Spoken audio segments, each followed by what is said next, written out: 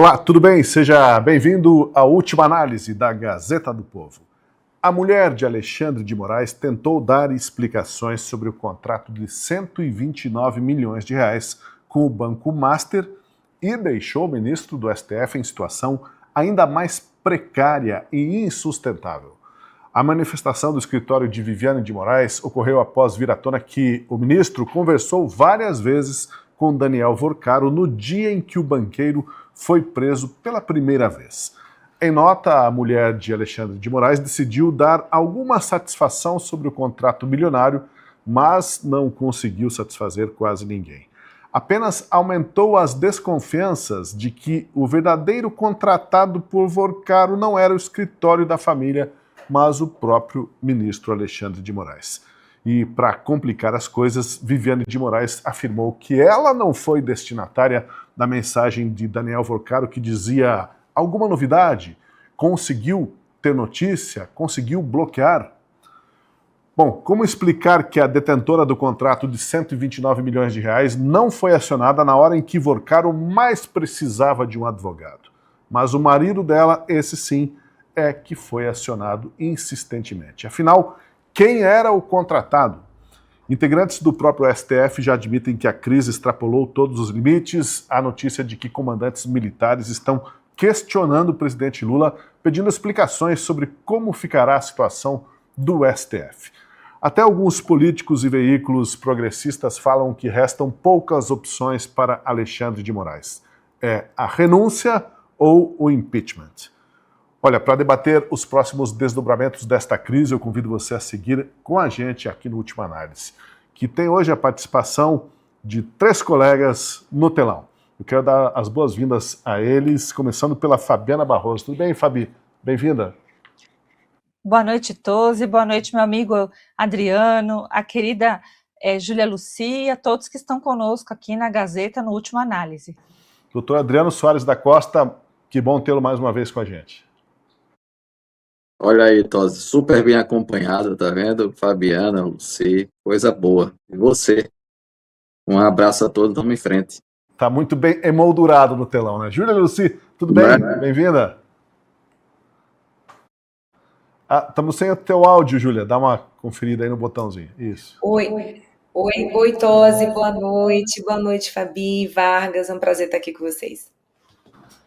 Dos 8 celulares do Daniel Vorcaro apreendidos pela Polícia Federal, só se sabe até aqui o que constava em um dos aparelhos. E se apenas o conteúdo de um celular já foi suficiente para abalar a República, imagine-se o que não pode estar a caminho. E diante do tsunami apontando no horizonte, alguns ministros do Supremo admitem que a Corte chegou numa encruzilhada e não pode mais afundar junto com Moraes e Toffoli, que estão cada vez mais enrolados nesse escândalo do Banco Master. No fronte político, hoje foi protocolado no Congresso um novo pedido de impeachment de Alexandre de Moraes, dessa vez com endosso do governador de Minas Gerais, um dos principais estados da federação. Chegou-se a um ponto em que até políticos de esquerda e colunistas considerados mais progressistas estão defendendo abertamente a renúncia ou impeachment do ministro Moraes. O perfil de Alexandre de Moraes, contudo, não parece ser de alguém que admitirá os erros e buscará uma saída honrosa. E aí eu começo querendo saber da Fabiana Barroso. Fabiana, o Moraes vai lutar até o fim, ainda que a luta seja contra os fatos, ou se cogita que realmente uma renúncia possa estar a caminho para evitar o fiasco do impeachment? Infelizmente, se a gente ficar só na realidade do que já passou, de fato constatado, eu não vejo o ministro Alexandre de Moraes fazendo uma autocontenção de si mesmo, né? Isso não existe. Infelizmente, porque ele tem as costas quentes no próprio Supremo Tribunal Federal. Nós temos aí o decano Gilmar Mendes, que falou recentemente em uma das sessões que ele apoiava, né, todas as decisões do ministro Alexandre de Moraes. E nós tivemos também recentemente aquela fala vergonhosa de ambos, tanto o ministro Alexandre de Moraes quanto o Toffoli, ambos ali defendendo os seus, né? O Toffoli, na questão ali da empresa, falou, olha, a gente pode ter sim, né, ser sócio oculto e ganhar dividendos, e também nós tivemos o próprio ministro Alexandre de Moraes falando de familiares, né? Então, a gente vê que ele está ali acomodado. seria um sonho haver pressão suficiente para que o ministro Alexandre de Moraes entendesse que renúncia, exoneração, algum caminho desse seria o mais apropriado. Mas a gente precisa se apegar aos fatos, e os fatos a gente pode ver pelo próprio Dias Toffoli, que estava bem fragilizado no momento onde que era mais do que claro o seu impedimento. Ele não foi impedido, não foi usado a lei, foi usado um subterfúgio ali por Fachin, etc., e fizeram aquela declaração naquela reunião que ele só deixou a relatoria, mas continuou no processo, porque, aliás, é assim, né? Se ele não se autodeclarar impedido, nada pode acontecer.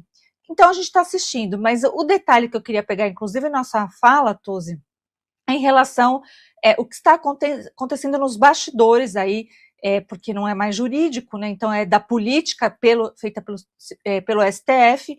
O ministro Alexandre de Moraes se viu numa saia super justa, porque esse final de semana nós tivemos todas essas. Primeiro, na sexta-feira, veio, né, à tona essa questão de consegue bloquear, né? E aí, o ministro Alexandre de Moraes falando isso para o Vorcaro. A Polícia Federal que está dizendo isso é uma ala da Polícia Federal. Infelizmente, nós estamos num Brasil que tem alas na PF, e essa ala da Polícia Federal sustentou, inclusive, que não tem dúvidas de que essa mensagem foi para o ministro Alexandre de Moraes, e não sabe se a resposta, mas, no entanto, não precisa nem saber a resposta. A pergunta já é a resposta. Se ele perguntou, é porque a resposta viria quente. Mas o detalhe é que a gente teve, como você bem mencionou, Lauro Jardim, dizendo que tivemos ali um dos ministros, né, que ele poderia ter viajado, o Alexandre de Moraes, para a ilha de Trancoso. A gente já abordou aqui, falamos até de animais, quando a gente falou da ilha de Trancoso, da localidade de Trancoso, na Bahia, mas o que se viu no sábado foi a própria Viviane Barsi negando que ela não recebeu nenhuma mensagem, ou seja, deu muito claramente ali que ela já está pulando fora, né, da própria questão que o ministro Alexandre de Moraes pretendia passar para ela. Então, a gente, olha só, a gente tem que torcer para que haja uma briga, né, no casal, para que a verdade venha à tona, de tão absurdo que está o Brasil. Júlia Lucy, dada a posição de blindagem, né, do ministro Moraes num cargo de grande poder, você acredita que ele tem chance de vencer essa queda de braço, mesmo que isso represente a derrocada da ética, da moral na sociedade brasileira? Porque chegou um ponto agora que, como diz a expressão popular, é até mais do que batom na cueca, né? Comprometedora toda a situação dele. Ele tentou explicar, a gente vai ver que houve o desmentido das explicações dele. Então, ou a reportagem ou os peritos estão mentindo, ou o próprio ministro está faltando com a verdade, mas o fato é que alguém precisa esclarecer isso. Você acredita que ele vai se apegar bastante ao cargo, até porque ele, digamos, galgou nesse cargo e acumulou muito poder nos últimos anos, e quem acumula tanto poder não abre mão tão fácil, né? Tosi, eu concordo totalmente com a Fabi. Eu acho que uma autocontenção por parte dele não vai acontecer. Ele já deu todo tipo de indicação, todo tipo de sinal para a gente de que ele já vive numa realidade paralela, né?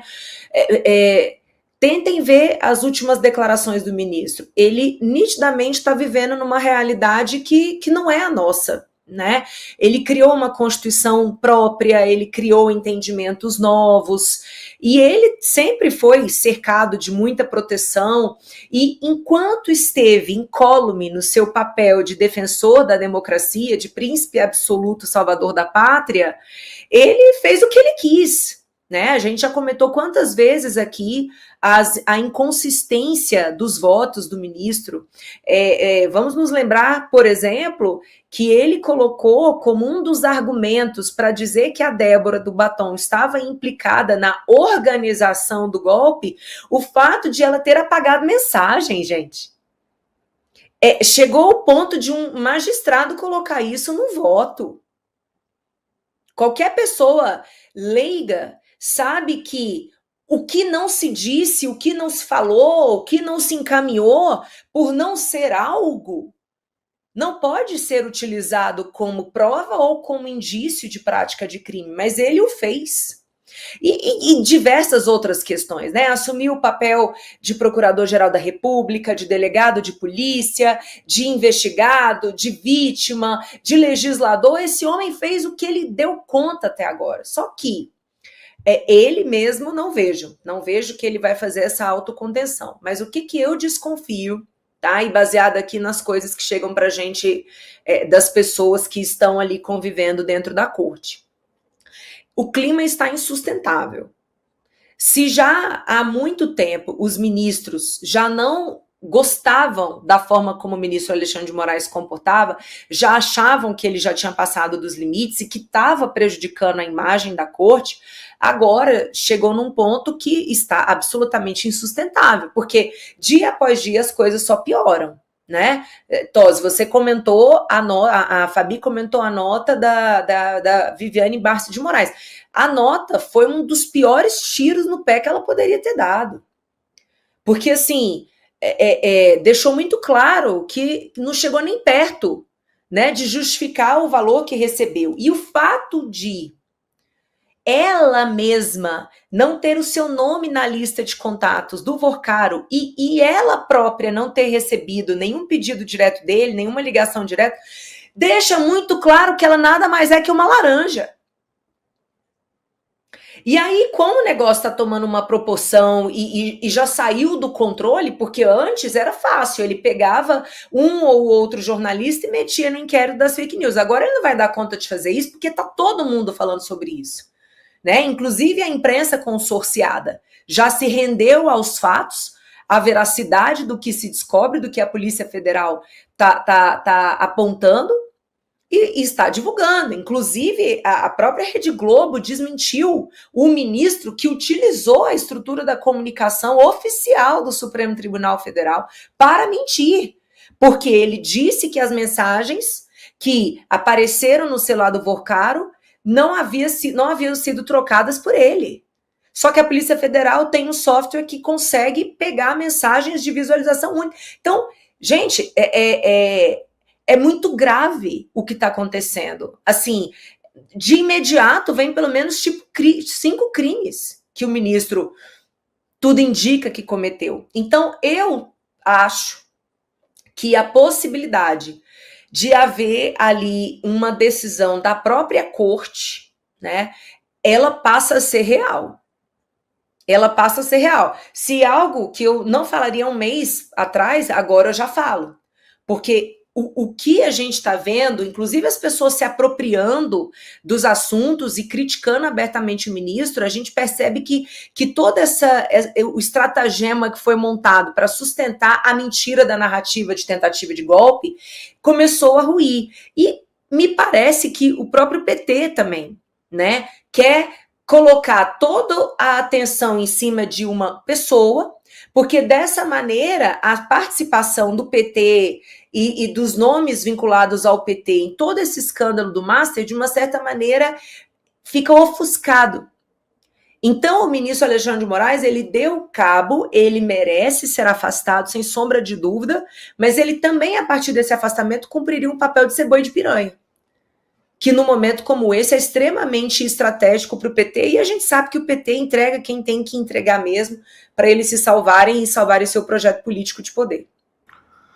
Bom, eu quero ouvir o doutor Adriano Soares da Costa sobre esse tema também, mas deixa eu colocar um contexto aqui, doutor Adriano, que até foi falado alguma coisa a respeito, mas enquanto a crise escala, o ministro Alexandre de Moraes segue usando a estrutura da Suprema Corte para se defender dos questionamentos sobre o comportamento dele na esfera privada.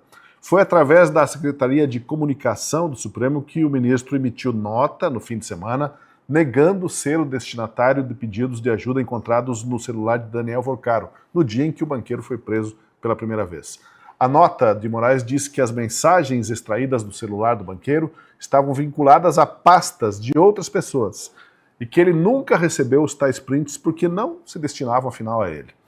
Essa defesa, no entanto, como já comentou aí a Lucy e também a Fabi, foi desmontada pela reportagem do jornal o Globo e por peritos que explicaram que a classificação dos conteúdos por pastas não tem nada a ver com quem mandou e quem recebeu as mensagens. E que sim, os pedidos de socorro, de novidades, de bloqueio, saíram do celular divorcaram e chegaram ao celular do ministro, que respondeu com emojis e prints que foram apagados em seguida. Agora, doutor Adriano, estamos diante de um paradoxo aí, né? Alguém está faltando com a verdade. Se for a reportagem de O Globo e os peritos da Polícia Federal, então eles deveriam estar sendo processados e acusados formalmente. Mas se quem falta com a verdade é o ministro, então ele é quem tem que se explicar. Chegamos a um ponto em que, afinal, isso precisa ser esclarecido, né, doutor Adriano? Olha, Tosi, essa crise, ela não é uma crise só do ministro Alexandre de Moraes e do ministro Toffoli, é uma crise hoje do Supremo Tribunal Federal. E a gente precisa fazer aqui um recorte entre o que é o problema pessoal de ambos os ministros, problema pessoal bem entendido, porque é um problema de acusação de prática de atos que, em tese, são delituosos, praticados no exercício da função e em razão da função pública. O Supremo Tribunal Federal vive um momento crucial na sua história e para a democracia brasileira, porque nós estamos diante de uma Corte Constitucional que tem um poder absolutamente superior, hipertrofiado, diverso de qualquer outra corte constitucional no mundo. E essa característica que o Supremo Tribunal Federal foi anabolizando, ou anabolizado durante os últimos 5, 6 anos, 7 anos, ou pelo menos desde 2017, desde 2019 pelo menos, com aqueles inquéritos da fake news, inquéritos dos atos democráticos, enfim. Essa musculatura excessiva fez com que o Supremo se colocasse numa posição superior, inclusive, aos outros poderes. Os ministros começam cada vez mais, desde aquela época e antes dela, a dar opinião sobre tudo, a atuar como atores políticos, no sentido mesmo quase partidário ou parapartidário, participando de discussões públicas sobre todos os temas políticos, em dado momento até publicamente se posicionando contra um determinado candidato em favor de outro. Quem não esquece aquele discurso do ex-ministro Barroso, né, de que derrotamos o bolsonarismo, né, nós derrotamos o bolsonarismo. Ou do ministro Gilmar Mendes, né, que fala de que o Lula só foi candidato por causa do Supremo, reivindicando, portanto, para o Supremo a própria candidatura do Lula. Então, essas questões todas foram colocando o Supremo cada vez mais numa posição de centralidade política e de proeminência, que agora, essa situação toda de excesso de poder começa a ser questionada pelos fatos gravíssimos e que são, na verdade, aparentemente até uma ponta do iceberg, porque esses fatos em si geram agora uma série de questionamentos. Antes de falar do Alexandre de Moraes, rapidamente, a questão do ministro Toffoli, que não se pode perder de vista, um resort, na verdade, Itaiaiá, fala-se em 2 outros no Paraná, de relações promíscuas com fundos falsos ou de recursos provenientes, sabe-se lá de onde.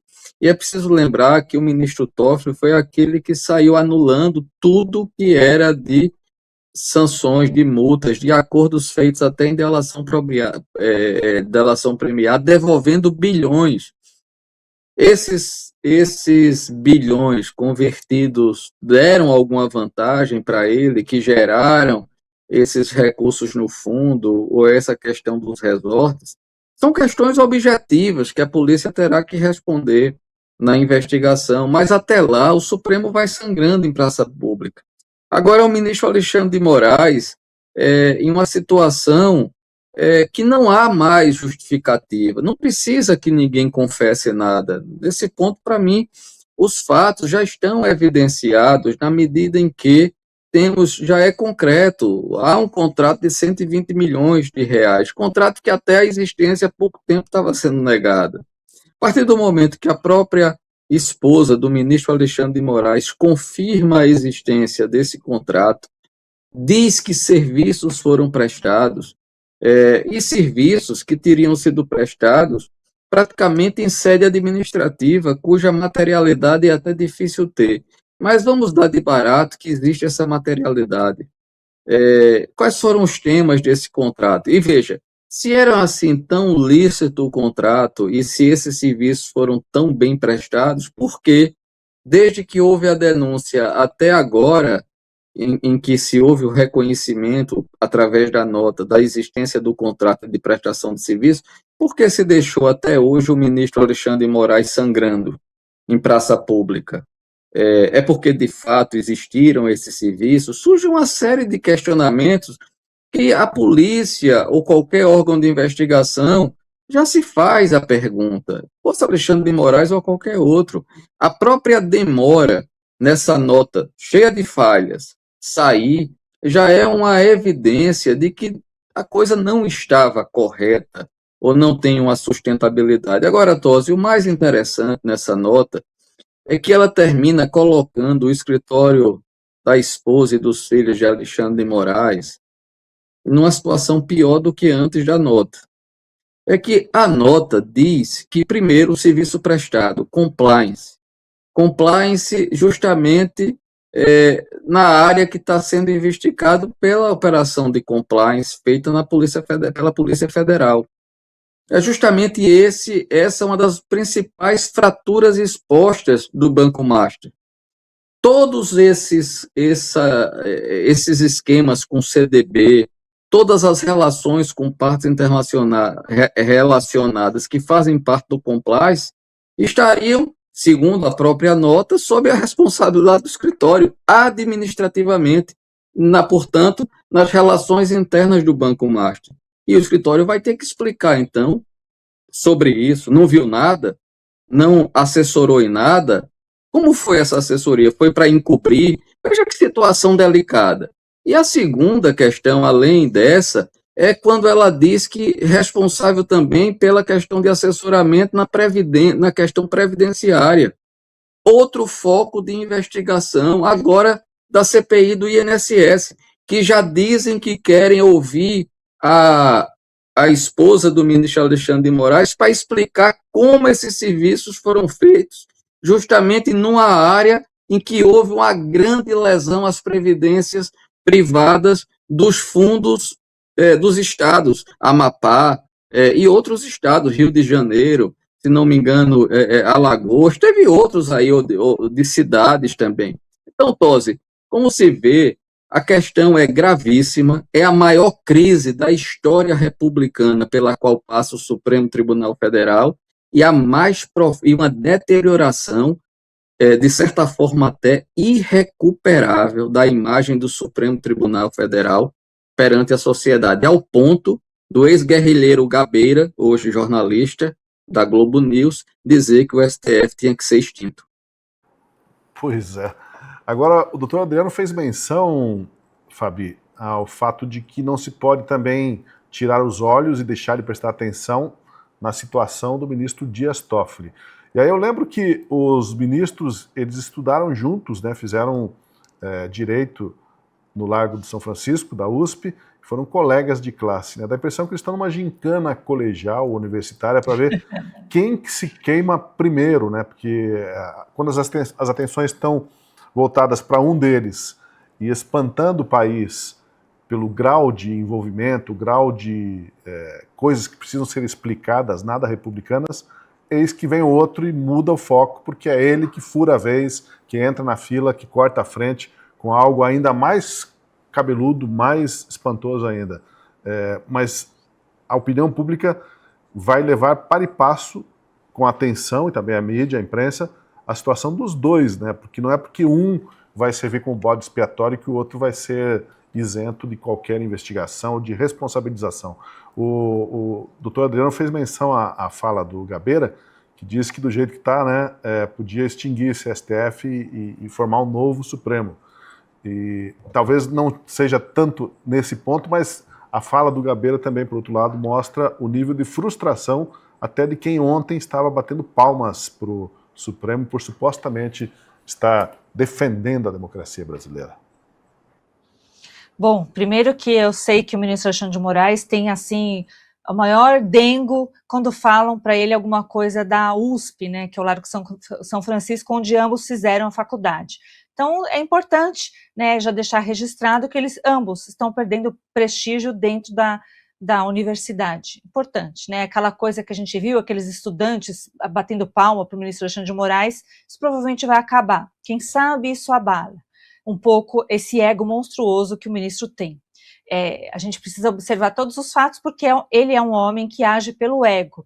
Assim também é o Toffoli. O Toffoli, olha a pataquada que o Toffoli fez, é tão grave quanto, né? Eles estão competindo na gravidade.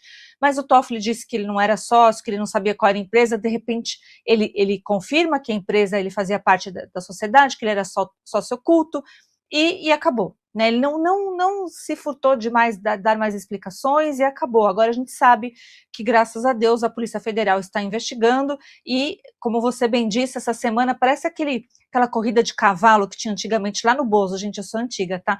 Que eles ficam lá competindo, né? Quem vai ser o cavalo malhado, a vaca malhada, não lembro, era o cavalo malhado. É exatamente isso que eles estão competindo. Só que para nós, a gente precisa olhar todas as esferas, porque o sistema de poder que está construído durante anos aqui no Brasil, ao menos 7 anos, só para falar do inquérito, né, 4781, a gente tem ali que, dado um momento, parece que vai vir alguma coisa um pouco mais justa e não vem. Não vem porque esses ministros estão ali, né, blindados entre si e colocados ali numa redoma de vidro pela própria mídia, que hoje também, além do Gabeira, eu acompanhei uma briga fenomenal entre a Malu Gaspar e a Andréa Sadi, né? É muito interessante, porque a Malu Gaspar falou o óbvio, né, em relação ao que colocaram da Polícia Federal, em relação aos atos golpistas, né? Ela falou, peraí, agora o inverso não é golpe, querendo chamar os ministros de golpistas. E eu tenho essa visão também, né? O maior golpe que o Brasil vivenciou e está vivenciando, infelizmente, porque não estancou, né? No meu entendimento, inclusive, é crime continuado, porque a gente vê todos os dias se continuando a prática delitiva de organização criminosa, tráfico de influência, em tantos outros crimes. A gente assiste ali, né, que eles estão fazendo esse tipo de jogada e correndo solto.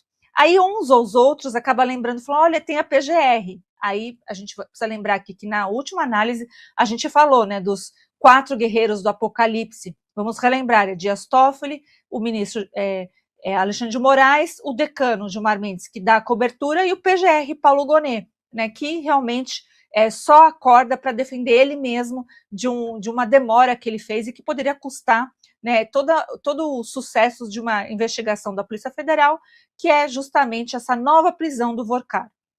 Então, a gente acompanha, né, os desdobramentos daquela mídia que estava em berço esplêndido também, dormindo para criticar quando esses ministros corromperam a legalidade. Nós tivemos vários fatos, e não ficar somente se apegando naquela que já ficou até chato a gente ouvir. Porque é Lava Jato, porque o Gilmar Mendes, quando dá, ele chora, né? Fala porque o Bretas, porque o Deltan, porque o Moro. Gente, o que a gente tem diante de nós é muito mais grave, é muito mais perigoso. Não sei se, inclusive, tem um ponto de retorno.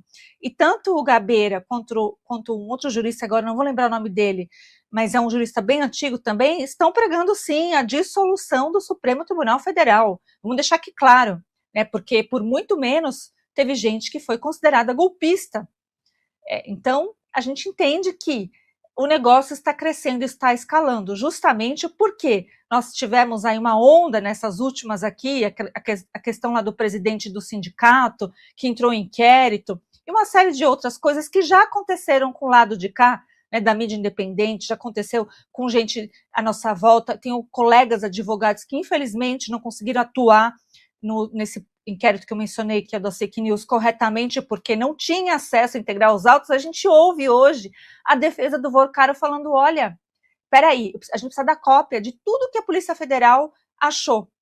Aí para ele vale, né? Mas para a gente, ou para o pessoal, por exemplo, do 8 de janeiro, ou para a própria defesa do presidente Bolsonaro, tinha aquela quantidade de gigas e não foi ofertada essa coisa do tempo. Então, a gente ainda continua vendo essa balança completamente colocada ali para um lado da situação, né? E o outro, que somos todos nós, estamos tentando sobreviver e mostrar que esse disparate tem que acabar. Pois é. Júlia Luci, quando a Polícia Federal encontrou provas que levantavam no mínimo hipótese de suspeição para que o Dias Toffoli continuasse relator do caso do Banco Master, a PF levou essa questão para o presidente da casa, o Edson Fachin. Agora que os diálogos comprometedores envolvem Alexandre de Moraes e o banqueiro, por que a Polícia Federal ainda não comunicou a situação ao presidente do Supremo? Em vez disso, foi instaurado um inquérito, por determinação até do ministro André Mendonça, que é o relator do caso, para apurar quem fez o vazamento. Parece que alguma coisa está fora do lugar aí na ordem de prioridades aí, né? Que a gente está querendo, se a coisa é grave o suficiente, que seja então tomada alguma medida e não que se persiga quem foi que assoprou o apito, quem foi que entregou essa situação que deixou agora o nosso ministro em uma situação vexatória, Júlia Luci. Tosi, eu acho que a Polícia Federal talvez ela esteja nesse momento sendo política, né? Porque ela sabe que se mais uma vez fizer essa indicação de suspeição, ela pode ver uma decisão absurda como foi aquela tomada no caso do ministro Dias Toffoli, em que os coleguinhas se reuniram numa sessão secreta que depois acabou sendo vazada, muito possivelmente pelo próprio Dias Toffoli, para constranger os demais. E simplesmente todos eles apoiaram o ministro Dias Toffoli e ele que decidiu sair do caso. Então, talvez a polícia esteja evitando abrir brecha para esse tipo de situação e nos bastidores já esteja sendo articulado que internamente, eu retomo esse meu chute, de que internamente possa acontecer alguma coisa no sentido de afastar o ministro Alexandre de Moraes de todo esse caso. Na realidade, o que precisa acontecer é o afastamento dele do Supremo, porque, como muito bem colocou o Vargas, todo esse protagonismo dos ministros do Supremo, ele jamais deveria ter sido tolerado, mas é bastante óbvio que ele culminaria nesse tipo de situação que a gente está vendo, né? Porque a partir do momento que a gente tolera desrespeitar a Constituição Federal naquilo que ela diz, que o magistrado ele só pode ter uma outra função, que é a de magistério, e magistério não se confunde com ser palestrante, são questões bem diferentes, né? No magistério você é vinculado a uma turma, você é vinculado a um conteúdo programático, você é vinculado a uma instituição. Agora, palestra, você não tem uma instituição com a qual você se relaciona, você não tem uma turma marcada, e aí eles começaram a participar de palestras, e essas palestras eram proferidas em âmbito de eventos e de fóruns caríssimos, que eram custeados por empresas privadas, e recentemente agora a gente descobriu, entre outros, que em um dos fóruns que o ministro Alexandre de Moraes estava programado para participar, Vorcaro tentou chamar o Joesley Batista, da JBS, e o Alexandre de Moraes negou a participação dele. Então, assim, chegou neste nível, né?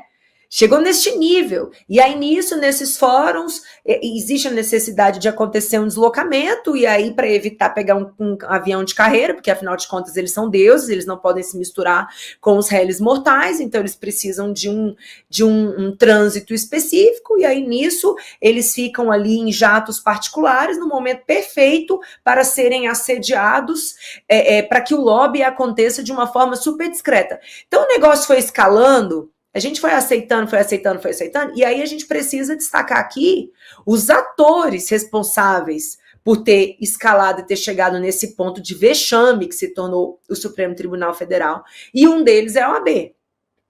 A OAB viu os advogados serem desrespeitados no exercício da sua profissão, as suas prerrogativas serem desrespeitadas, como colocou muito bem aqui a Fabi. Os advogados dos presos 8 de janeiro, eles não tinham acesso aos autos.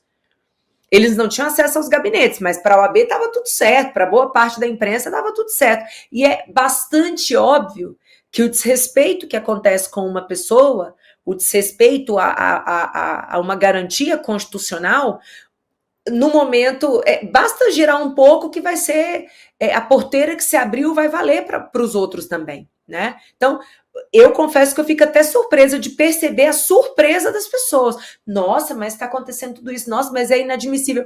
Dá vontade de pegar aqui no pescoço e falar assim, tudo isso já aconteceu. Absolutamente tudo. Só que as vítimas eram as pessoas de direita. Eram os políticos de direita, eram os comentaristas, jornalistas de direita, eram as pessoas que estavam manifestando. E aí valia, né? E aí, se você desumaniza o seu oponente, você pode fazer contra ele o que você quiser, né? Que é a teoria do direito do inimigo, né? Mas, enfim, a polícia, ela tem que tomar muito cuidado. E aí, Tosi, eu coloco também aqui uma interrogação. Eu não sei até que ponto que a polícia também não está sendo muito política, no sentido de muito subordinada aos interesses do Lula. Eu não sei, tá? O fato de já estar sendo cogitado agora, por exemplo, o ministro Gilmar Mendes hoje fez um tweet que levantou a possibilidade, acho interessante Fabi e Vargas explorarem isso, levantou a possibilidade de anular as provas, tudo que foi descoberto no celular do Vorcaro, porque houve o vazamento. E aí, de acordo com o ministro Gilmar Mendes, a intimidade das mulheres não deveria ter vindo à tona dessa maneira, sobretudo no Dia das Mulheres, no mês das mulheres, né? Então, assim, será que ele já está falando que no Supremo eles vão definir que vão anular tudo? Assim como o Flávio Dino anulou a votação que aconteceu no âmbito da CPMI e do INSS? Sei, ele pode estar dando uma dica. Então, eu não sei até que ponto que a Polícia Federal está deixando ou fazendo algo porque tem um jogo combinado com o governo Lula. Eu não consigo acreditar na absoluta independência da Polícia Federal, na medida em que o seu diretor foi indicado pelo Lula, né? Então, eu não consigo acreditar. Então, eu não sei te responder por que ela não suscitou a suspeição, porque no caso existe uma amizade notória entre o investigado e o magistrado, notória, né, com várias ligações, com encontros presenciais, né, ali em dias extremamente específicos para o Vorcaro, então é óbvio que existe uma relação ali. Agora, por que a Polícia Federal não falou nada sobre isso? Não sei. Agora, a gente também precisa lembrar que, neste caso, o maior omisso está sendo Paulo Gonet. Porque ele, como chefe do Ministério Público, já deveria ter agido, né? Ele é o titular da ação penal e ele simplesmente não se manifesta, inclusive tomou uma bronca agora pública do ministro André Mendonça. Então, a gente comenta essas coisas assim com muita tristeza. Agora, eu confesso que a gente que estuda história, a gente sabe que o chicote muda de mão e que a história realmente é cíclica. E que as injustiças e os abusos que estavam acontecendo, mas eram legitimados porque era contra a direita, finalmente, boa parte da sociedade agora tem condições de ver, de perceber que do jeito que está não tem como continuar. Então, quem sabe, inclusive, a gente veja o primeiro impeachment do ministro do Supremo Tribunal Federal acontecer agora. Olha, pela primeira vez em 4 meses, o escritório de advocacia da esposa e dos filhos do ministro Alexandre de Moraes se manifestou sobre o contrato de 129 milhões de reais com o Banco Master. E a manifestação veio em forma de nota, nós vamos explorar um pouquinho essa nota.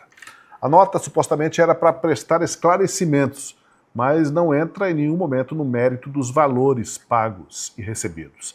Nenhuma linha sobre isso.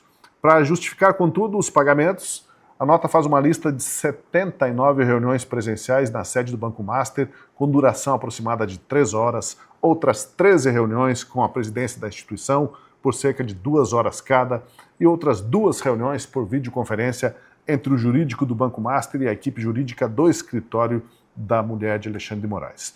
Curiosamente, nenhum dos supostos serviços do escritório tinha a ver com o objeto do contrato, que falava em representação junto a instituições como Receita Federal, Banco Central, Procuradoria-Geral da Fazenda, Congresso Nacional. Nada nessas esferas. Aparentemente, tudo se resumiu a reuniões na sede do banco e em pareceres sobre temas como compliance, governança, código de ética, regulação financeira, contratos e negociações. proteção de dados, por aí afora. Dividindo o número de reuniões pelos honorários pagos aos advogados, dá mais de R$600 mil para cada reunião, uma conta de padeiro. É como um apartamento novo após cada encontro lá na sede do Master. Agora, doutor Adriano, eu sei que a Júlia Lucy estava homenageando o senhor, chamando o senhor também de Vargas, Júlia, mas esse é o doutor Adriano. Mas o Vargas é com saudade do Vargas. Mas o Vargas é uma grande figura, né, doutor? Vamos considerar como um elogio, né?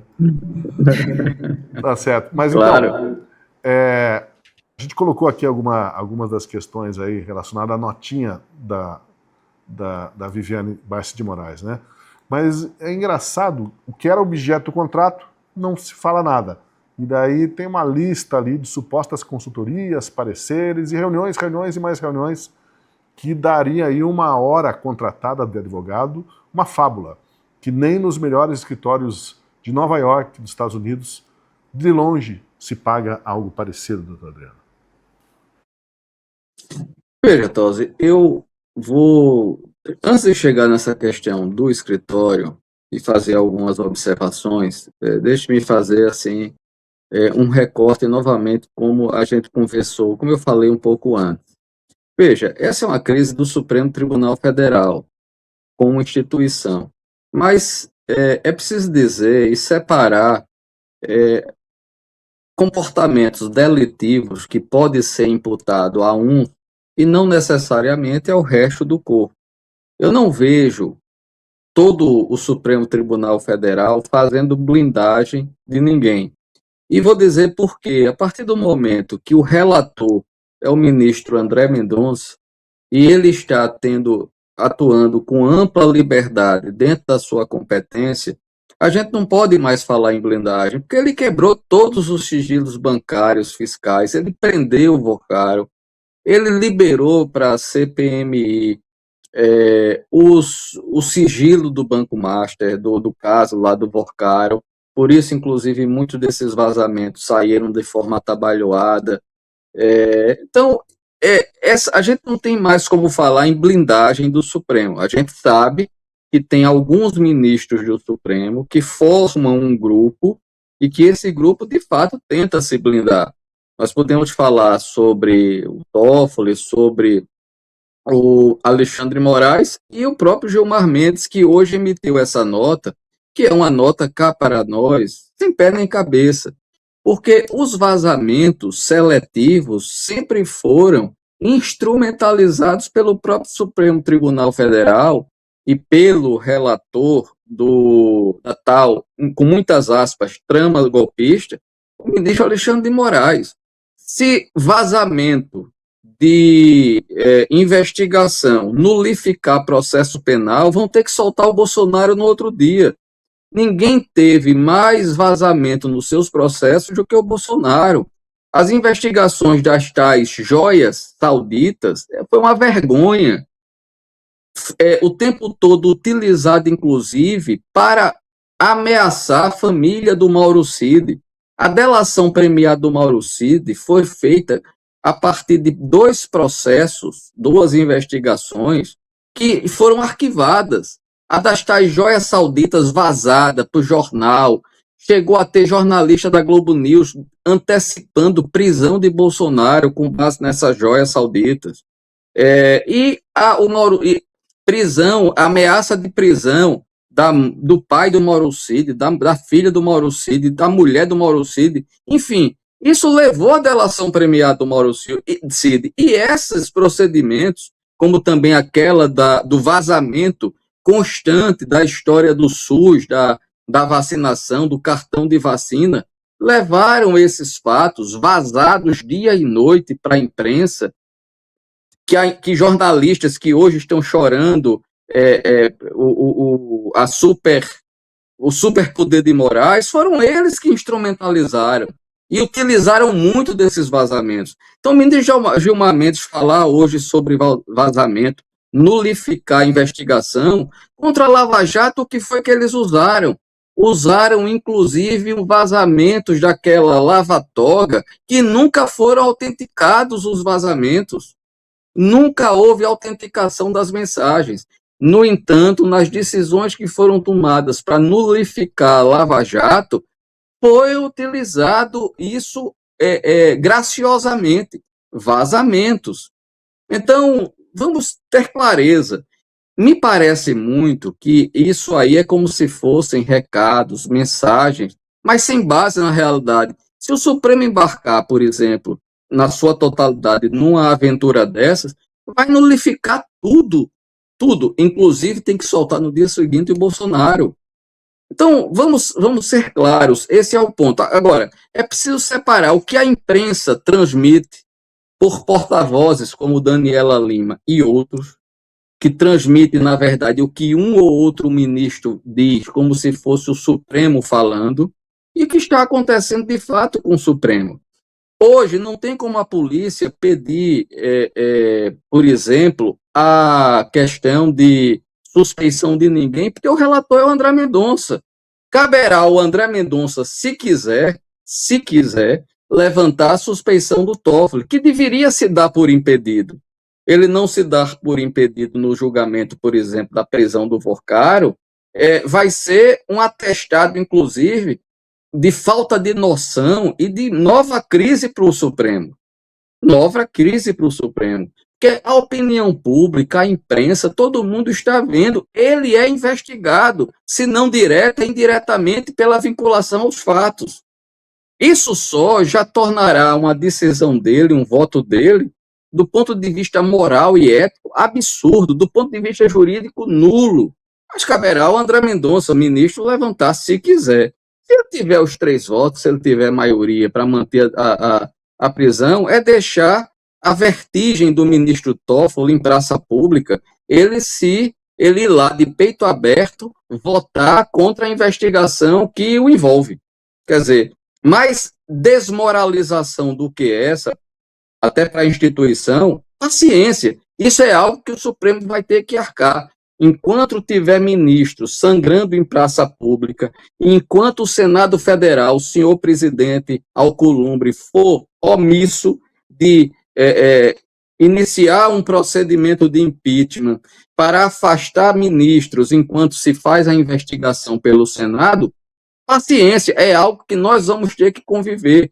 E o Supremo vai se degradando e sangrando em praça pública. Lamentavelmente, isso é péssimo para a democracia.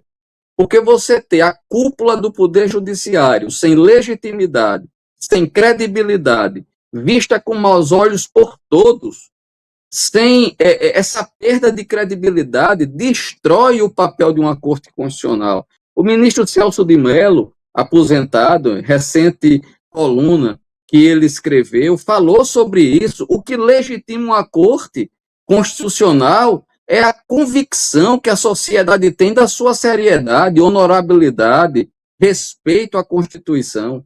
Então, veja, todos, a nossa crise hoje é muito profunda. Agora, precisamos separar o joio do trigo. Dizer que há uma proteção de todo o Supremo a essas figuras, a gente com isso enfraquece quem está querendo que se apure. A gente, por exemplo, o ministro Fachin na presidência, a postura dele que garantiu o afastamento do Toffoli. Porque quando ele disse, se nós não decidirmos aqui, entre os 10, a questão da relatoria, amanhã eu coloco em pauta. E ele ia colocar os 10 ministros para defenderem um colega na TV Justiça, acabando com a biografia deles próprios. E foi isso que provocou a postura do ministro Fachin. É preciso ressaltar, com responsabilidade que ele teve como presidente, foi que possibilitou o afastamento do Toffoli desse inquérito. E ao colocar o André Mendonça lá, não sei se por sorteio, sério, não sei se por indicação, porque esse sorteio do Supremo ninguém mais acredita neles, tá certo? Se foi por isso, o fato é que o André Mendonça deu um novo fôlego. A investigação que está sendo feita na questão do INSS, nós temos o Lulinha quebrado o sigilo bancário, fiscal e telemático dele. A tal da assessora dele, todos os sigilos quebrados. Careca do INSS preso. Daqui a pouco, ele e o filho, daqui a pouco vão ter que delatar. Vorcaro preso. Daqui a pouco vai ter que delatar também, se ele quiser, jovem, e sair para a vida dele. Então, veja, nós estamos, na verdade, com as instituições funcionando. E o Supremo está diante, de fato, de uma crise gravíssima. Agora, nós precisamos ter muito cuidado quando a gente só diz o Supremo está todo dominado. Não está. A gente está vendo que esses fatos só estão sendo apurados, nós só estamos tendo acesso às informações todas, nós só estamos vendo gente presa pela atuação do próprio Supremo Tribunal Federal. E o André Mendonça, cá para nós, quem diria, hein? Está cumprindo um papel impressionante. Hoje, o ministro mais poderoso do Supremo Tribunal Federal deixou de ser Alexandre de Moraes, atende pelo nome de André Mendonça, e ele está tendo um comportamento incensurável, absolutamente correto, técnico, prudente, e merece de nós todo o apoio e aplauso. Pois é, eu quero aproveitar esse gancho que o senhor comentando aí sobre o papel do ministro André Mendonça e para a gente não generalizar, né? Porque às vezes com a falta de boas notícias, a gente tem pressa de que as coisas se esclareçam, né? Se fosse com outros envolvidos, com gente menos poderosa, provavelmente tudo isso já estaria bem avançado e esclarecido. Mas como é uma dança ali com gente muito graúda, gente de muito poder, tem toda uma forma de tratar esse tema, né? Então essa ressalva que o doutor Adriano faz, Fabi... Só uma observação, posso fazer um complemento? Claro. É só para dizer o seguinte, para todos os que estão nos ouvindo, a gente não pode perder a fé nas instituições. E veja, o Supremo Tribunal Federal, de fato, Tosi, está numa crise enorme, imensa, e vai ter que ser reformado, não tem jeito. Vai ter que ser revisto esse negócio do cara passar 30, 35 anos como ministro. Ele se abuleta ali, pensa que é o dono da Constituição. Essa nota do ministro Gilmar Mendes diz muito sobre isso. Eles acham que são donos.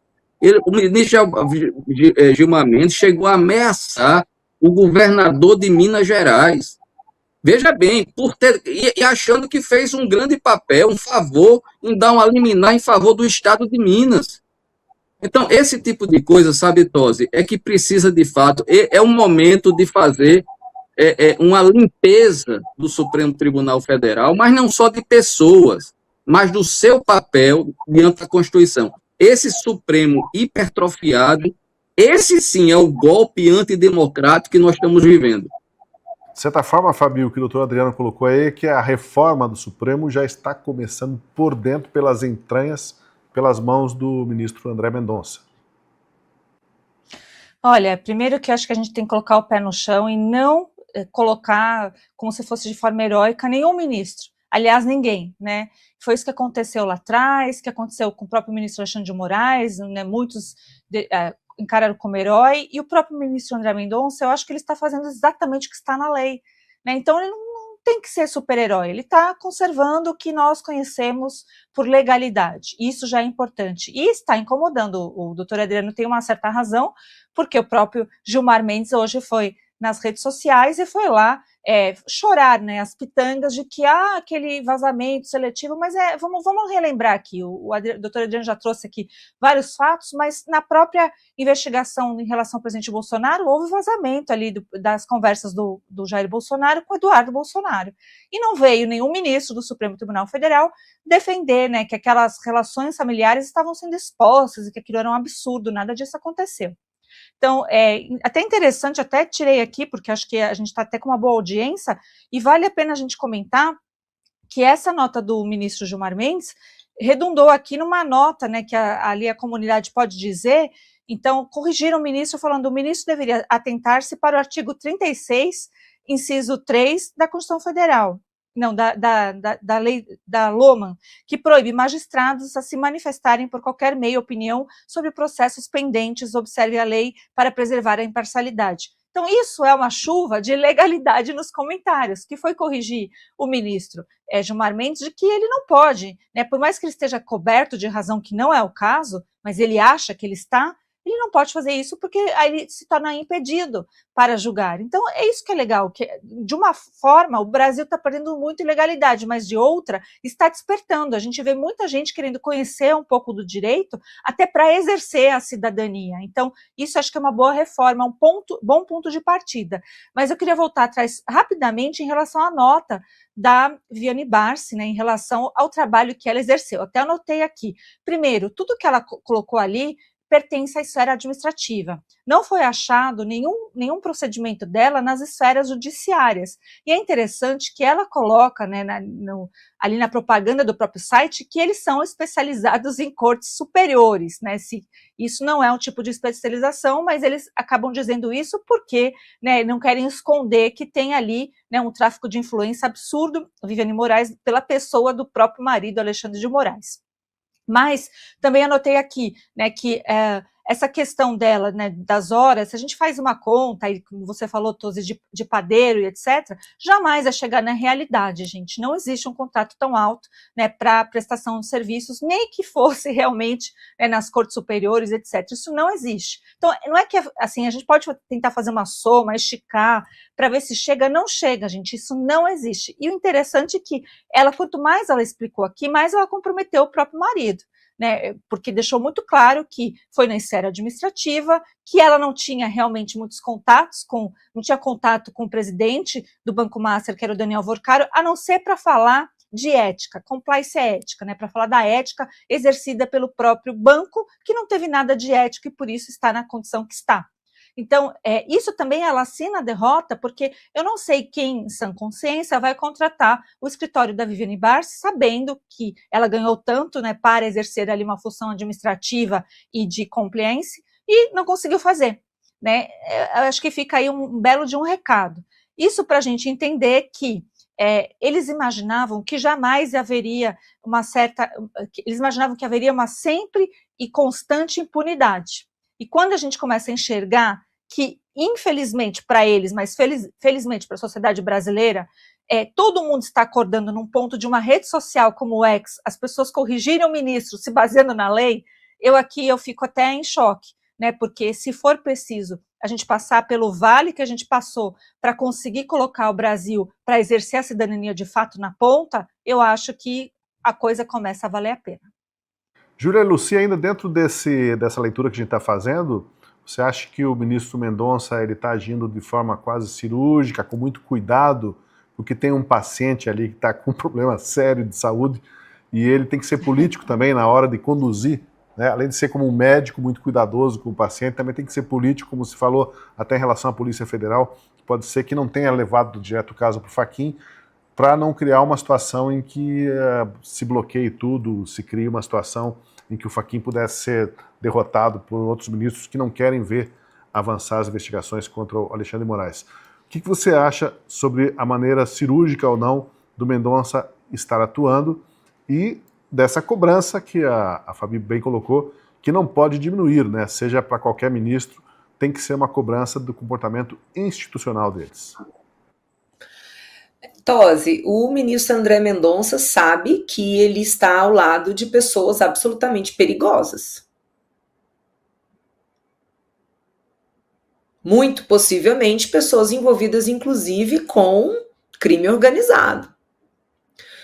Então, ele precisa, muitas vezes, agir como um algodão entre cristais.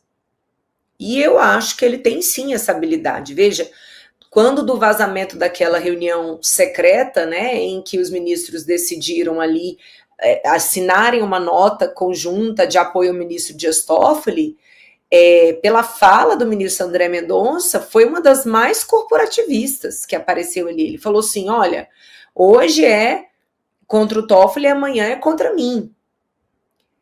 Eu realmente acho que ele fez essa fala para não ser ali o patinho feio no meio dos colegas, porque não dá para ser tão diferente assim. Você precisa ter, apesar de o ministro ficar ali na corte até a aposentadoria, apesar dele não correr o risco de perder o cargo dele, porque num ambiente político onde você tem mandatários, esse estreitamento de relação, ele se faz ainda mais necessário porque um deputado vai depender do colega, um senador vai depender do outro colega senador. Então, um político que não se dedica a um relacionamento, ele acaba sendo caçado, e a história está aí, repleta de gente que perdeu o mandato, tá? Sem uma justificativa que realmente fizesse jus à causa, mas ele perdeu o mandato porque os colegas não gostam dele, não gostavam dele.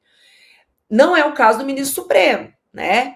É claro que ali eles podem dar a autorização para a investigação e, ao fim e ao cabo, eles próprios poderiam excluir um ministro, né? Pelo comitê de ética, digamos assim, deles, né? Eles poderiam chegar a esse ponto, mas assim, tem que ser muito grave. Eu imagino que o ministro precisa ser muito, muito, muito, muito, muito odiado pelos seus pares para chegar a esse ponto, porque o sentimento de corpo é muito forte ali, e ele até então vem prevalecendo. Mas me parece que sim, o ministro André Mendonça, ele tem habilidade para isso, ele tem relacionamento político. Vale lembrar que ele fez um livro de homenagem ao ministro Dias Toffoli. Eu acho que isso é obviamente um gesto político.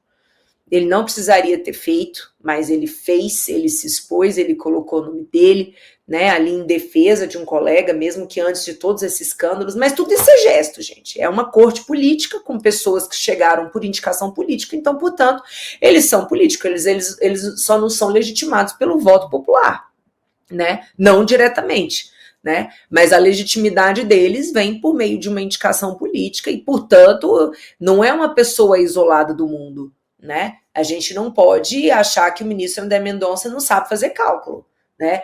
Mas, reitero, é um ambiente muito perigoso, né? Existem relações ali que tomara que um dia a gente tenha conhecimento, mas suspeita sim de participação, sim, né, de relacionamentos de ministro com crime organizado. Então, assim, ele precisa tomar bastante cuidado, porque senão ele corre risco de vida, não apenas ele, mas a própria família também, né? Bom, não deixa de ser interessante a gente dar uma olhada no que diz o Código de Ética feito pelo escritório da família de Alexandre de Moraes para o Banco Master. Vamos destacar aqui alguns trechos, conforme a reportagem do jornal Estado de São Paulo. Será que aprenderam alguma coisa? Veja lá. Nossos colaboradores estão proibidos de ofertar, prometer ou receber quaisquer valores ou vantagens como forma de iniciar, manter ou influenciar negócios ou operações financeiras.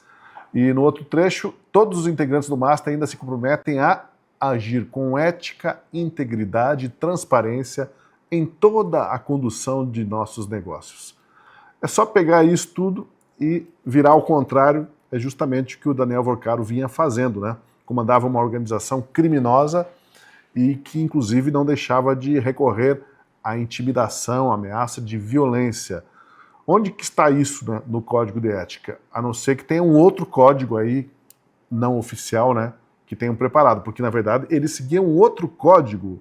Não, doutor Adriano, faz lembrar mais o código da máfia que o Vorcaro seguia pela maneira como ele organizava a sua vida e tinha capangas, gente contratada até para intimidar os outros. Esse material, ele é encontrado fácil em todas as instituições. Não precisa nem de esforço para fazer esse material. No metadado desse PDF do material, tem muita coisa feita por inteligência artificial. O metadado diz que tem inteligência artificial usado. Esse é um material, hoje, absolutamente, desde a Lava Jato, quando começaram a exigir compliance, enfim, esse tipo de código aí existe de quilo. Você pega um e faz, não precisa nem de assessoria. Isso não tem nem relevo hoje. E esse material, quando você pega, é um material primário, administrativo, sem qualquer densidade jurídica. Enfim.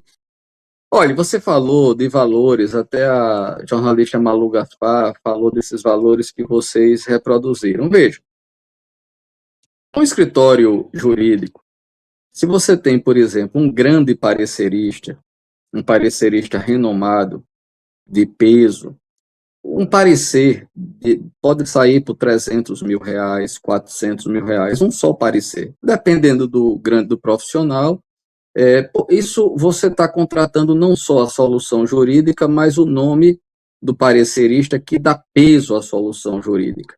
Então, em temas, por exemplo, direito tributário, direito previdenciário, no meu área, direito eleitoral, quantos pareceres eu não já dei? Não por esses valores, mas por valores, enfim, que estão fora do mercado do dia a dia. Agora, o que é que acontece? Esse tipo de parecer que foi contratado, que está claro aí, é o parecer do dia a dia, é o parecer corriqueiro. Pode chamar de parecer aí a 2 páginas, tá certo? Então, não são de temas profundos ou relevantes. Então, quando se faz o homem-hora, que foi o cálculo que foi feito, para cada um desses pareceres, com certeza vai dar muito mais como feito do que o valor real que um escritório cobraria. Vocês sabem quem é, vocês que estão assistindo, quem é que faz esse tipo de parecer nos escritórios jurídicos contratados, os grandes escritórios que têm assim, que contratam por volume? Quem faz os pareceres são estagiários ou advogados iniciantes, cuja hora, o HH, chamado homem-hora, é baixíssimo.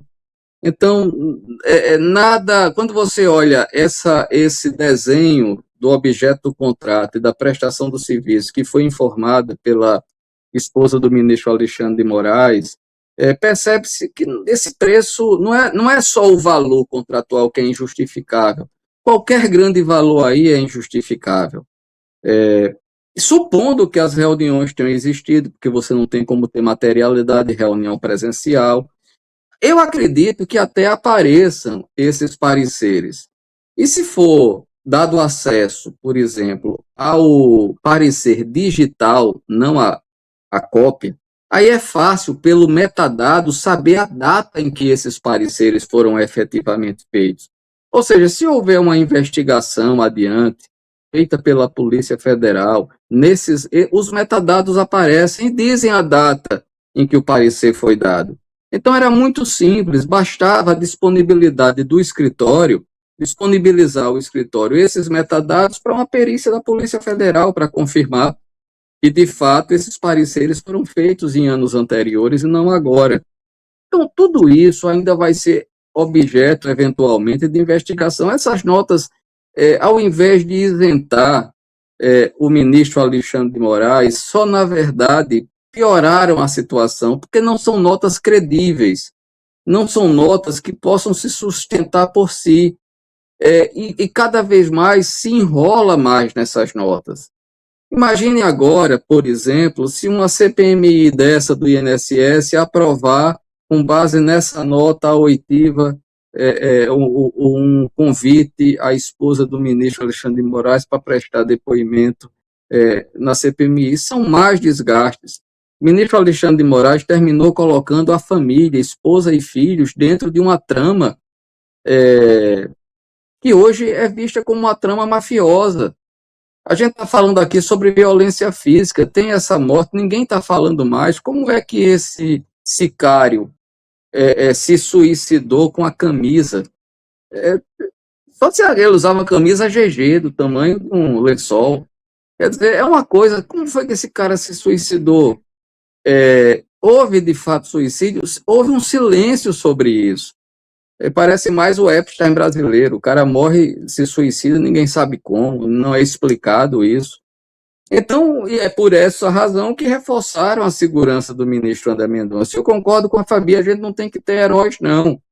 E quando eu elogio o ministro André Mendonça, é como também a Fabi disse, só por uma razão, por estar fazendo o trabalho, que é dever do agente público, nem mais nem menos. Essa coisa da gente ter herói, todos os heróis recentes da República morreram de overdose, e normalmente foram defenestrados por erros de conduções e por essa super elogio que foi feito e colocaram os caras lá em cima, e daqui a pouco os deuses caíram todos em desgraça. Então a gente precisa ter de fato esse cuidado, mas nesse momento, sabe, Tosi, primeiro, as notas já foram 2 emitidas pela esposa e pelo escritório da esposa do ministro, só pioram a situação, nada explicam e ainda complicam. As notas emitidas pelo ministro, pelo próprio ministro, usando a assessoria do STF, são desfeitas em questões de horas, são desidratadas, assim, rapidamente. De modo que o ministro Alexandre de Moraes, a situação dele hoje, ela é insustentável. Observe, vocês viram algum ministro publicamente saindo em defesa dele? Vocês viram algum ministro saindo publicamente em defesa do Toffoli? Esse silêncio é o que a gente chama em silêncio eloquente, é um silêncio ensurdecedor. O Supremo não tem como mais acusar que o ataque é um ataque antidemocrático. Não tem mais como acusar ninguém, não tem mais. Como até o Merval Pereira, para minha surpresa, não sei se foi ele ou quem foi, que disse que agora usar ato antidemocrático é o último biombo dos canalhas. Veja a que nível a imprensa agora já está chegando. Né? Então a situação do Supremo realmente, viu, Tosi, é dificílima e vai ter que fazer um expurgo mais cedo ou mais tarde. Agora, cá para nós. O senhor Alcolumbre, hein? Quantos votos o senhor teve no Amapá? Bem pouquinho, né? Porque o Amapá é um estado bem pequeno. A sua representatividade é bem pequenininha. Mas olha o mal que o senhor está fazendo ao país aí sentado na cadeira de presidente do Senado com a sua omissão. Pois é. E veja só, você comentou, doutor Adriano, o jornalista Merval Pereira, por acaso comentar o que ele disse. O Merval, que integra o conselho editorial do Jornal Globo e é presidente da Academia Brasileira de Letras. Ele afirmou que os comandantes militares estão agora enquadrando Lula sobre a crise do Supremo Tribunal Federal. Eles alegaram, segundo o Merval Pereira, que ficaram quietos durante todo o julgamento do 8 de janeiro, mas agora querem explicações sobre como ficará a situação do STF. E Lula estaria preocupadíssimo com essa insatisfação na caserna. Aí eu queria saber, né, Fabi, essa pressão dos militares, ainda que, claro, na surdina, pode fazer de alguma forma até o Lula se mexer para tirar as últimas blindagens que ainda restam para o Alexandre de Moraes, ou o Lula vai ficar realmente no camarote torcendo para que não respingue nele mais do que está respingando, já que o filho está trazendo problemas, ele não é pai dessa criança chamado Alexandre de Moraes, vai ficar distante dele. Qual que é a tua visão agora sobre essa nota, que é uma nota do Merval Pereira, um jornalista já de muito tempo de exercício profissional, muito conhecido, presidente da Academia Brasileira de Letras, e falando que os militares já falaram para o Lula, ó, a gente respeitou tudo que foi feito, mas agora está chegando um ponto que queremos saber o que vocês vão fazer com o Supremo. Olha, se for verdade essa nota é mais vergonhosa ainda, porque eles ficaram em silêncio num momento muito importante onde os seus estavam sendo presos, processados, colocados em cadeias, e tendo a sua marca ali, né, completamente vilipendiada. Eu não sei como esse pessoal consegue dormir à noite, de verdade, né, porque é muita injustiça. Não espero nada dos militares, aliás, eu nunca esperei absolutamente nada de militar. Eu acho que o Brasil precisa se livrar dessa história, né, de que militar é alguma coisa. Não, militar, o que a gente entendeu é que militar está fazendo o papel dele lá nas Forças Armadas, pleiteia uma carreira boa, estuda a beça, né, infelizmente tem todos os meios sucateados, não tem meio de reação, na verdade seja dita, nem para nos proteger em relação ao inimigo externo. Também nós sabemos que, infelizmente, hoje em dia, o braço armado da população brasileira são 2 grandes comandos, né, 2 grandes organizações do crime organizado, eles que são bem armados, eles que entendem, inclusive, de floresta amazônica. Então, eu não tenho a mínima esperança de absolutamente nada, e também não acredito que o Lula esteja com receio disso. O Lula está com receio de respingar nele, embora ele saiba, já tenha feito esse cálculo político, de que Lulinha e a questão do INSS bateu ali e não tem como deixá-lo de fora.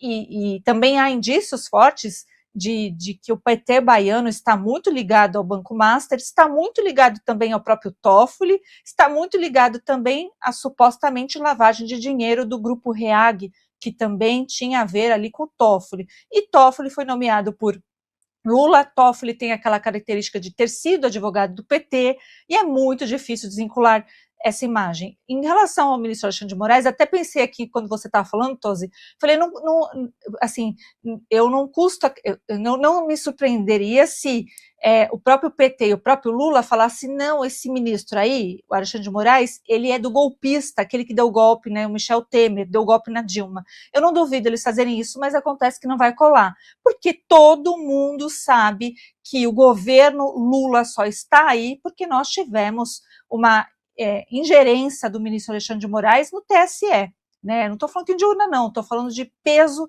de medida, né, ao longo das eleições, aquela fatídica, né, que ele fez assim com a mão, o tapinha no rosto lá do outro ministro, tudo isso. Então, se a gente for puxando o fio, não vai faltar assunto, e eu duvido muito que o Lula não seja tragado por esses escândalos. E aí tem quem faça a comparação, fala, mas tem Ciro Nogueira provavelmente, aí tem Antônio Rueda, né, que é presidente de partido, PP e etc., vai tragar o Bolsonaro. Eu não acredito, porque esses também não é nenhuma novidade que esse pessoal é do centrão fisiológico e que eles estão no vale tudo por poder, né? Então, se comparar ali, o Lula não tem como explicar. Na próxima sexta-feira, veja só, a segunda turma se reúne para analisar a prisão de Daniel Vorcaro. Se nada mudar, Júlia Luci, o Brasil pode passar uma vergonha de ver um dos ministros mais implicados diretamente com o banqueiro participando livremente da votação. Será que nós vamos ver o Toffoli votando mesmo para absolver o Vorcaro e talvez votando para absolver a si mesmo nesse rolo? Nós vamos passar por esse constrangimento nessa semana, Júlia? É um absurdo, né? É algo que não deveria acontecer de jeito nenhum, mas eu gostaria aqui de parabenizar a Fabi pela fala dela, porque a gente precisa, quando a gente respeita as instituições, a gente espera que cada instituição ocupe apenas o seu papel previamente definido. E vejo que muitas vezes a direita brasileira, ela colocou muita expectativa em cima de uma atuação fora da lei, vinda por parte das Forças Armadas, né, dos militares. Eles não estão acima dos demais cidadãos e eles devem ser submetidos às leis e fazer apenas aquilo que o poder institucional foi conferido a eles. Então é importante a gente aproveitar as oportunidades para ir falando sobre isso, porque a gente não pode transigir com a legalidade, a gente não pode, mas eu não confio nas instituições, a saída está fora das instituições. Não, então, isso é papo de gente que prega a revolução, isso é coisa de esquerdista, tá? Uma pessoa que se diz de direita, sobretudo aquela que se diz conservadora, ela precisa entender o que está por trás dos conceitos e a legalidade andar de acordo com o que é previamente previsto na lei é algo mínimo, é o básico, né, para uma pessoa se dizer conservadora. Então, parabéns, Fabi, por essa sua fala. E infelizmente, a gente vai ter sim a participação do ministro Dias Toffoli nessa votação, porque ele faz parte da segunda turma. Não deveria acontecer, porque ele é sócio do Tayaya, porque o Tayaya recebeu investimento direto, né, do fundo Arleem, que tem o Fabiano Zettel, que tinha o Fabiano Zettel como o seu controlador, e Fabiano Zettel é ex-cunhado de Vorcaro, então por óbvio que ele não deveria participar dessa votação, mas ele vai participar porque ele não foi declarado suspeito para poder participar desse caso todo, né? Mas sim, ele vai participar. Agora, se eles decidirem pela soltura do Vorcaro, olha, sinceramente, eu estava defendendo e eu ainda não sei exatamente o motivo porque o ministro André Mendonça não fatiou o processo e não mandou o Vorcaro para a primeira instância, porque pelo menos a gente não correria o risco, né, desse vexame acontecer. Mas olha, eu desconfio que esse caso ele está sendo tão comentado, inclusive internacionalmente, que eu não sei não, eu tô começando a acreditar que a manutenção da prisão do Vorcaro vai acontecer, né? É o que esperamos, porque o Vorcaro, gente, é um bandido. As pessoas estão aí fazendo piada, por causa do relacionamento dele, da forma como ele falava, mas ele deu um golpe no brasileiro. Porque todos nós que estamos no sistema financeiro, nós vamos arcar com o prejuízo do fundo garantidor.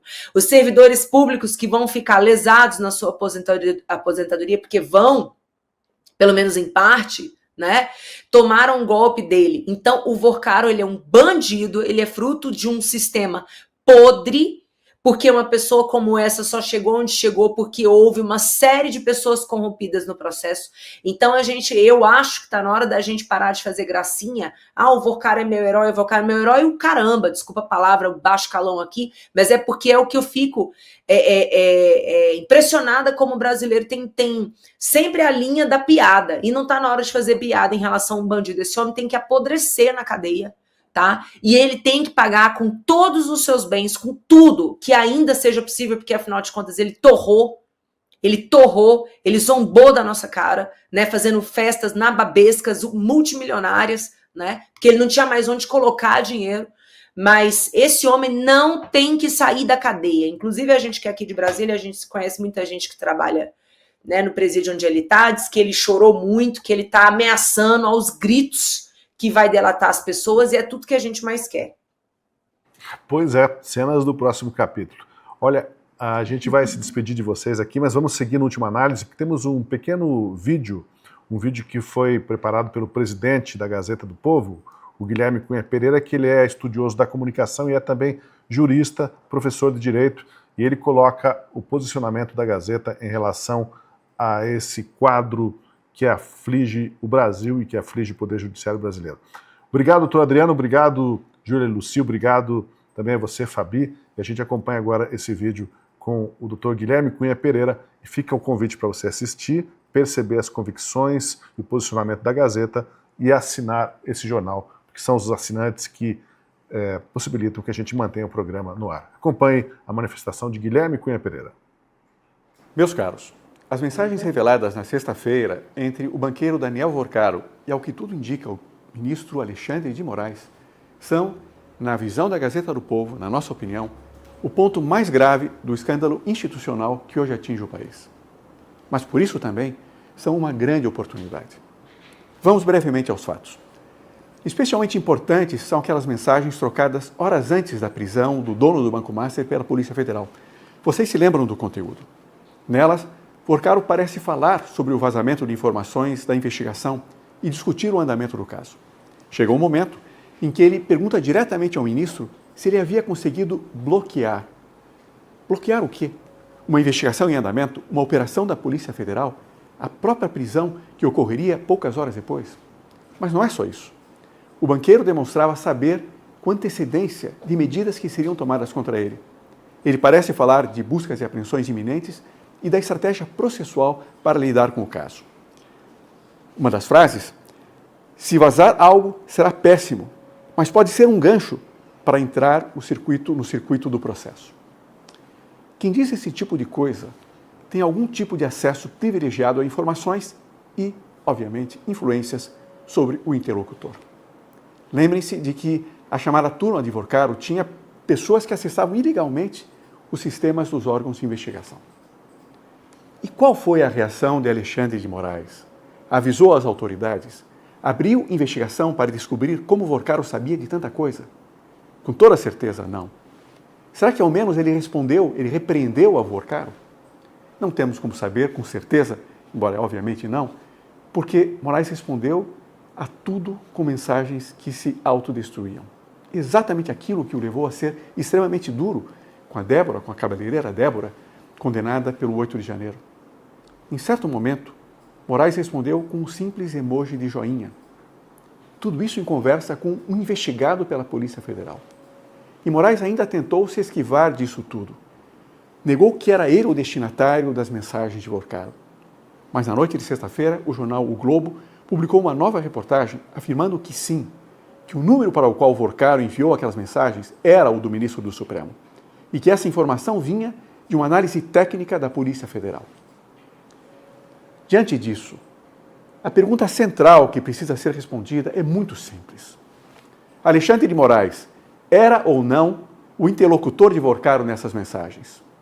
Não há para o país neste momento, nada mais importante do que responder a essa pergunta. E aqui tem de estar concentradas as energias de todos os que têm o poder de investigação ou apuração. Porque, se era, Alexandre de Moraes mentiu para a nação. E se mentiu, isso por si só já seria motivo suficiente para seu afastamento imediato e uma abertura de investigação formal. Mas não apenas isso. Se confirmada a autenticidade das mensagens, surgem indícios claros de conflito de interesses, de obstrução de justiça, de prevaricação e, possivelmente, como apontou um dos nossos colunistas, Deltan Dallagnol, corrupção passiva. Lembremos-nos ainda do contrato inacreditável do escritório de sua esposa com Vorcaro, no montante, pasmem, de 129 milhões de reais. Vocês percebem que esses são elementos mais que suficientes, segundo a lei sobre crimes de responsabilidade, para levar ao impeachment do ministro? Pois é exatamente assim. Os incisos 2 e 5 da lei apontam precisamente para condutas como as escritas até há pouco. E aqui cabe uma pergunta inevitável. Pergunta que também muitos dos nossos colunistas já formularam. O que faria Alexandre de Moraes se o implicado em todo esse imbróglio, em toda essa confusão, não fosse Alexandre de Moraes? E todos, com certeza, sabemos a resposta. Abertura imediata de inquérito, busca e apreensão de celulares e, possivelmente, prisão preventiva. Por muito menos evidências e de uma forma injusta, inúmeros cidadãos sofreram e continuam sofrendo a mão forte do ministro, em decisões referendadas por seus pares, confirmando aquilo que a Gazeta tem apontado com tanta insistência, a existência de uma juristocracia policialesca instalada no país. Lembro apenas, como exemplo pitoresco, que um dos empresários que Moraes mandou investigar já lá em 2022, aqueles empresários que tiveram até as contas bancárias bloqueadas, que um desses empresários foi incluído no inquérito apenas por ter respondido a uma outra mensagem de outro empresário com a imagem de uma pessoa aplaudindo. Em resumo, o mesmo joinha que Alexandre de Moraes fez agora. Mas não é necessário recorrer aos abusos de Alexandre de Moraes. Basta aplicar aqui aquilo que qualquer democracia séria exige. Atuação firme, rigorosa de todos os atores públicos, mas dentro de suas funções com plena transparência e sem quaisquer leniências, sem quaisquer tergiversações. Volto a dizer, nada no país nos parece, a essa Gazeta do Povo, mais importante neste momento. Todas as energias institucionais precisam se concentrar em esclarecer esses fatos e fazer valer a Constituição, porque aqui está em jogo o destino do país, a sua própria identidade e a recuperação da sua própria democracia. As investigações precisam continuar, e continuar sem qualquer tipo de blindagem institucional. Também por isso, o próprio Supremo precisa rever imediatamente a liminar concedida por Gilmar Mendes, que suspendeu a produção de determinadas provas, de algumas provas, em todo esse caso. Se essa decisão permanecer, o risco é que a mácula que já atinge o Supremo, que já atinge a nossa Corte Suprema, se torne permanente. Mas há também outro ator central, e essa é a parte talvez crucial da nossa mensagem, que não pode continuar fingindo que nada está acontecendo. Quem é esse ator? O Congresso Nacional. A CPMI do Banco Master precisa ser instalada urgentemente. Nada justifica um retardamento. Os pedidos de impeachment de ministros do Supremo precisam começar a tramitar. E a CPI, para investigar abusos de autoridade na cúpula do Judiciário, precisa finalmente sair do papel. Nada disso exige heroísmo institucional. Exige apenas que o Congresso exerça as competências que a própria Constituição lhe atribui. Hoje, essa decisão está concentrada nas mãos de duas pessoas. Vocês sabem bem quem são. Os presidentes do Senado e da Câmara, Davi Alcolumbre e Hugo Mota. Se continuarem paralisados, a omissão do Legislativo deixará de ser apenas omissão política, covardia política. Passará a ser cumplicidade com abuso de poder, corrupção e subversão da ordem institucional. Falta pouco para que se possa falar de uma questão policial, criminal, e não meramente de pusilanimidade política. Mas não nos iludamos. Ninguém em Brasília vai se mexer se não houver pressão. Pressão dos jornais, dos colunistas, influenciadores independentes e dos demais veículos de comunicação. O que os brasileiros esperam de sua imprensa é que sigam ainda com mais firmeza no esforço que finalmente temos visto nesses últimos dias. E claro que não apenas nesse caso das mensagens entre Vorcaro e Moraes, mas em toda essa questão, também na exposição dos laços societários que o ministro Dias Toffoli tanto quis esconder. E agora volto a dirigir-me em nome da Gazeta, também a todos os cidadãos, a todos aqueles que me ouvem, e quando falo disso, falo também a mim mesmo, né? Quando as pessoas se cansam de acompanhar, quando passam a achar que nada vai mudar, que as coisas permanecerão como sempre, os escândalos institucionais como o do Banco Master terminam em impunidade. Ou, no máximo, com a prisão ou punição de alguns poucos peixes pequenos que são sacrificados para os graúdos escaparem. E é justamente nesse momento que a vigilância pública se torna mais importante. Essa Gazeta do Povo volta a propor, volta a convidar. Não desistamos. Continuemos nos informando, nos importando. Se possível, mobilizem-se. Deixem seus deputados e senadores, seus representantes, saberem das inquietações que ocupam os corações e as mentes de vocês. O caso Master não é apenas um escândalo financeiro. É um teste sobre até onde o Brasil está disposto a tolerar a degradação das suas instituições. E essa resposta, gostemos ou não, está sendo escrita agora. Muito obrigado. E eu quero agradecer especialmente você que acompanhou a Última Análise até agora, e fica o convite então para você curtir, se inscrever no canal, ser membro do canal e dar apoio ao trabalho jornalístico da Gazeta do Povo. E aproveite também, considere ser assinante para apoiar esse tipo de jornalismo que foi explicitado, foi deixado muito clara a posição do jornal nas palavras do presidente, o CEO Guilherme Cunha Pereira. Para assinar a Gazeta do Povo, a promoção especial que está aí na tela é R$1 por 6 meses. A cada mês, R$1 por mês, e você dá apoio ao nosso jornalismo num ano tão importante que é esse ano de eleições, um ano definidor da vida nacional. Muito obrigado pela sua companhia no Última Análise e até o nosso próximo encontro.